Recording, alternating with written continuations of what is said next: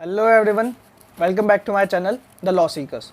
पिछले वीडियो में हमने बात करी थी वेस्टेड इंटरेस्ट और कंटीजेंट इंटरेस्ट के बारे में, सेक्शन 19 से लेकर सेक्शन 24 तक की। आज की क्लास में हम बात करेंगे सेक्शन 25 से लेकर सेक्शन 34 तक की, जो बात करता है कंडीशनल ट्रांसफ़र की। तो चलिए शुरू करते हैं।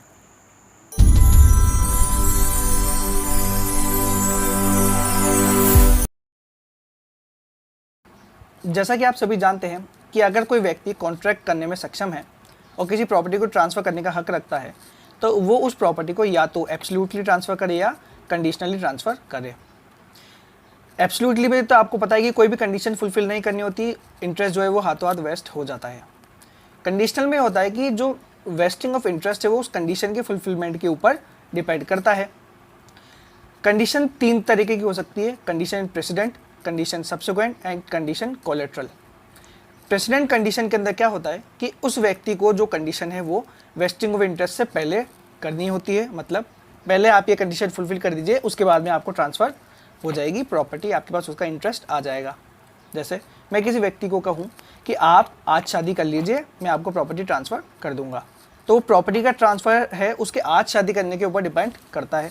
तो अगर वो आज शादी कर लेगा तो उसको प्रॉपर्टी मिल जाएगी। सेकेंड होता है कंडीशन सब्सिक्वेंट। कंडीशन सब्सिक्वेंट के अंदर क्या होता है कि उस व्यक्ति को हम बोलते हैं कि मैं आपको प्रॉपर्टी दे रहा हूँ, लेकिन प्रॉपर्टी आपके पास इसी शर्त पे रहेगी कि आप कल शादी कर लो। तो प्रॉपर्टी तो मैंने उसको आज दे दी, लेकिन कंडीशन ही लग गई कि आप कल, मतलब सब्सिक्वेंटली एक कंडीशन फुलफिल करो। अगर वो अगले दिन शादी कर लेता है तो वो प्रॉपर्टी उसके पास रह जाएगी, वरना वो ट्रांजैक्शन फेल हो जाएगा। कोलेटरल कंडीशन होती है जो कि ट्रांजैक्शन के साथ साथ वेस्टिंग ऑफ इंटरेस्ट के साथ साथ चलती है, मतलब उसको साथ साथ फुलफिल करना होता है। एग्जांपल देता हूँ, मैं किसी व्यक्ति को एक प्रॉपर्टी लीज देता हूँ और उस पर एक कंडीशन लगाता हूँ कि वो प्रॉपर्टी आपके पास लीज पे तब तक रहेगी जब तक कि आप उस लीज वाली प्रॉपर्टी में रिजाइड करोगे, उस लीज वाली प्रॉपर्टी में आप रहोगे। तो जब तक वो ये कंडीशन फुलफिल करता रहेगा कि वो उसमें रह रहा है, कोलेटरली वो कंडीशन भी फुलफिल होती जा रही है, तब तक वो लीज प्रॉपर्टी उसके पास रहेगी। तो ये हो गए 3 तरीके की कंडीशंस। अब बात कर लेते हैं सेक्शन वाइज। सेक्शन 25 ये कहता है कि अगर मैं किसी व्यक्ति के ऊपर कंडीशन प्रेसिडेंट इस तरीके की लगाऊं जो कि इम्पॉसिबल है, मतलब मैं उस व्यक्ति को कहूं, एग्जांपल लेते हैं कि आप आसमान में घर बना दीजिए और मेरी प्रॉपर्टी आप ले लीजिए। अब जैसा कि आप सभी जानते हैं कि आज के समय तक तो आसमान में घर बनाना पॉसिबल नहीं है। इन फ्यूचर अगर ऐसी कोई टेक्नोलॉजी आ जाए तो वो अलग बात है। वैसे हम इन टेक्नोलॉजीज़ की तरफ भी धीरे धीरे बढ़ रहे हैं, जल्दी हम वहाँ तक भी पहुँच जाएंगे, लेकिन फ़िलहाल तो हम ऐसी कोई नहीं रखते टेक्नोलॉजी। इस वजह से आसमान में घर बनाना आज के लिए तो पॉसिबल नहीं है। तो ये हो गई इम्पॉसिबल कंडीशन। तो अगर ऐसी कोई कंडीशन लगा देता हूँ तो इसके ऊपर जो ट्रांजैक्शन है वो फेल कर जाएगा, वो जो इंटरेस्ट है वो वेस्ट नहीं करेगा। सेकेंडली, अगर मैं किसी व्यक्ति को कोई प्रॉपर्टी ट्रांसफ़र करूँ और ऐसी कंडीशन लगाऊँ जो फॉरबिडन बाय लॉ है, जैसे मैं उस व्यक्ति को करूँ कि आपको जो लाइसेंस मिला हुआ है कुछ काम करने का, वो लाइसेंस आप दूसरे व्यक्ति को ट्रांसफ़र कर दीजिए। अब ये जो है वो लाइसेंस उस व्यक्ति को उसकी जो एबिलिटीज़ है, कैपेबिलिटीज़ है, उनके बेसिस पे दिया था। अब तीसरे व्यक्ति के पास वैसी कोई कैपेबिलिटीज़ है ही नहीं, तो ऐसा लाइसेंस उसको ट्रांसफ़र करना फॉरबिडन बाय लॉ है। इस वजह से ऐसी कंडीशन भी हम नहीं लगा सकते। तीसरा, अगर मैं ऐसा कोई कंडीशन लगाऊँ जो नेचर से ऐसी है कि किसी लॉ के अगेंस्ट होगा, मतलब मैं बोलूँ कि मैं आपको ये प्रॉपर्टी दे देता हूँ, लेकिन आपकी बीवी जो है ना, आप उस बीवी को आप छोड़ दो, डिज़र्ट कर दो, तभी मैं आपको प्रॉपर्टी दूंगा। तो ये है किसी महिला को डिज़र्ट करना, किसी अपने पार्टनर को डिज़र्ट करना अगेंस्ट लॉ है। तो इसके बेसिस पे अगर मैं किसी व्यक्ति को अगर प्रॉपर्टी दूँ तो ये कंडीशन भी सही नहीं होगी। चौथा बात करते हैं, अगर जो कंडीशन है वो फ्रॉड्यूलेंट है और उसके बेसिस पर अगर कोई ट्रांसफ़र किया जाएगा तो वो भी वॉइड होगा। एग्जांपल लेते हैं, मैंने ए को कहा कि आप बी के एजेंट हैं, तो आप उसकी तरफ से एक फ़ेक रिसिप्ट मुझे बना के दे दीजिए और इसके बदले में आप प्रॉपर्टी ले लीजिए। तो ऐसा जो ट्रांसफ़र है उसकी जो कंसिडरेशन हो गई वो फ्रॉड हो गई, तो उसके बेसिस पे वो जो ट्रांसफ़र होगा वो भी वॉइड हो जाएगा, क्योंकि वो फ्रॉडुलेंट कंडीशन है। तो ऐसी कंडीशन लगाना भी ठीक नहीं है, इस वजह से ट्रांसफ़र होगा वो भी वॉइड हो जाएगा। फिफ्थ आता है कि अगर ऐसी कंडीशन में लगाऊं जिसकी वजह से किसी व्यक्ति या उस व्यक्ति की प्रॉपर्टी को नुकसान पहुंचे, तो ऐसी कंडीशन लगाना भी ठीक नहीं है। ऐसी कंडीशन के फुलफिलमेंट के होने पर भी वो ट्रांसफ़र जो है वो वॉइड ही रहेगा। जैसे मैं बी को कहूँ कि आप सी की प्रॉपर्टी में जाके आग लगा दीजिए, या सी के आप मुक्का मार दीजिए, सी को आप चोट पहुंचा दीजिए और ये प्रॉपर्टी ले लीजिए। अब ये जो है वो किसी व्यक्ति या उसकी प्रॉपर्टी को नुकसान पहुंचाने के ऊपर बेस्ड जो कंडीशन है, इस वजह से ये भी सही नहीं होगी। छठा, अगर मैं किसी व्यक्ति को कोई कंडीशन फुलफिल करने के लिए बोलूँ जो कि इमोरल है या पब्लिक पॉलिसी के अगेंस्ट है, तो ऐसी कंडीशन लगाना भी सही नहीं है। अब जैसे मैं किसी व्यक्ति को बोलूँ कि मैं आपको प्रॉपर्टी दे दूंगा, लेकिन आपको जो अपनी बेटी है उसको बोलना है कि वो अपने शोहर को छोड़ के आ जाए, उसको डेजर्ट करके आ जाए। अब ये जो है पब्लिक पॉलिसी के अगेंस्ट हो गया, क्योंकि अगर ऐसे ही ट्रांजैक्शंस होने लगे तो पब्लिक के ऊपर बहुत गलत फ़र्क पड़ेगा।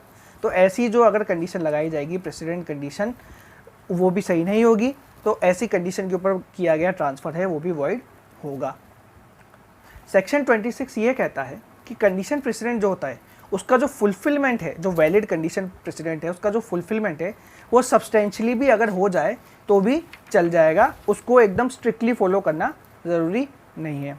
सेक्शन 26 के अंदर अपन एक एग्जांपल लेते हैं, उसके अंदर ये कहते हैं कि मैं आपको 500 रुपीज़ दूंगा अगर आप मेरी बेटी से शादी कर ले और सी जो पर्सन है उसकी कंसेंट लेके आप शादी कर ले। अब यहाँ पर अगर इस कंडीशन को सब्सटेंशियली फुलफिल कर दिया जाए, मतलब अगर वो मेरी बेटी से शादी कर ले, भले ही वो सी की जो कंसेंट है वो ना ले, तो भी कंडीशन फुलफिल हो जाएगी। सब्सिक्वेंटली फुलफिल कर दिया उसको भी सही से एकदम कंडीशन का फुलफिलमेंट माना जाएगा, तो वो प्रॉपर्टी उसको ट्रांसफ़र हो जाएगी। सेक्शन 27 के अंदर ये कह रहा है, इसको हम कहते हैं डॉक्ट्राइन ऑफ एक्सेलरेशन। मतलब अगर मैंने किसी व्यक्ति को कोई कंडीशन के ऊपर ट्रांसफ़र करी प्रॉपर्टी और उसके कंडीशन के फेलियर के ऊपर अगर मैंने दूसरा कोई ट्रांसफ़र कर दिया, मतलब मैंने दो व्यक्तियों को प्रॉपर्टी ट्रांसफ़र करी एक ही ट्रांजैक्शन के अंदर, लेकिन पहले के ऊपर कंडीशन लगाई कि अगर आप ये कंडीशन फुलफिल करेंगे तो आपके पास ये प्रॉपर्टी आ जाएगी, और अगर आपने कंडीशन फुलफिल नहीं करी तो ये प्रॉपर्टी उसके पास चली जाएगी। जैसे मैंने कहा कि आप आज शादी कर लीजिए तो आपके पास ये प्रॉपर्टी चली जाएगी, अगर आपने शादी नहीं करी तो प्रॉपर्टी जो दूसरा बंदा है उसके पास चली जाएगी। तो इसको डॉक्ट्राइन ऑफ एक्सेलरेशन इस वजह से कहते हैं कि जैसे ही पहला ट्रांजैक्शन फेल हुआ, पहला ही ट्रांसफ़र फेल हुआ, तुरंत और प्रॉपर्टी भाग के जाएगी और दूसरे आदमी को पकड़ लेगी और दूसरे आदमी के पास प्रॉपर्टी चली जाएगी। सेक्शन 27 के अंदर ये बोला गया है कि अगर स्पेसिफिकली ये नहीं बताया जाए कि जो पहला जो हमने आदमी को ट्रांसफ़र किया वो एक स्पेसिफिक तरीके से फेल होता है, अगर हमने ऐसी कोई बात नहीं कही, तो अगर वो किसी भी तरीके से फेल हो गया तो प्रॉपर्टी जो है वो दूसरे व्यक्ति के पास ट्रांसफ़र हो जाएगी। लेकिन अगर मैंने स्पेसिफाई किया है कि वो जो फेलियर है वो एक स्पेसिफिक तरीके से ही हो, कोई स्पेसिफिक तरीके से ही उस कंडीशन का फेलियर हो, तभी जाके उस आदमी के पास प्रॉपर्टी ट्रांसफ़र होगी। तो जब तक वो जो कंडीशन है वो स्पेसिफिक तरीके से फेल नहीं हो जाती, वो जो सब्सिक्वेंट ट्रांसफ़र ही है उसके पास प्रॉपर्टी नहीं जाएगी। सेक्शन 28 ये कहता है कि अगर मैं किसी आदमी को कोई इंटरेस्ट ट्रांसफ़र करूँ और उस इंटरेस्ट के ट्रांसफ़र के साथ साथ एक कंडीशन ऊपर ऐड कर दूँ कि किसी फ्यूचर अनसर्टेन इवेंट के होने या ना होने के ऊपर जो प्रॉपर्टी आपके पास है वो दूसरे किसी व्यक्ति के पास ट्रांसफ़र हो जाएगी। तो जब वो फ्यूचर अनसर्टेन इवेंट हो जाएगा या नहीं होगा तो वो प्रॉपर्टी जो सब्सिक्वेंट ट्रांसफ़र है उसके पास चली जाएगी, मेरा जो डिस्पोजिशन है वो दूसरे व्यक्ति के लिए वो फुलफ़िल हो जाएगा। लेकिन सेक्शन 28 में ये भी कहा गया है कि ये जो फर्दर डिस्पोजिशन है वो डिपेंड करेगा सेक्शन 10, 12, 21, 2, 3, 4 एंड 7 के जो प्रिंसिपल्स है उनको ध्यान में रखते हुए, उनके जो हार्मनी में चलते हुए वो डिस्पोजिशन होना चाहिए। सेक्शन 28 का एग्जांपल ले लेते हैं।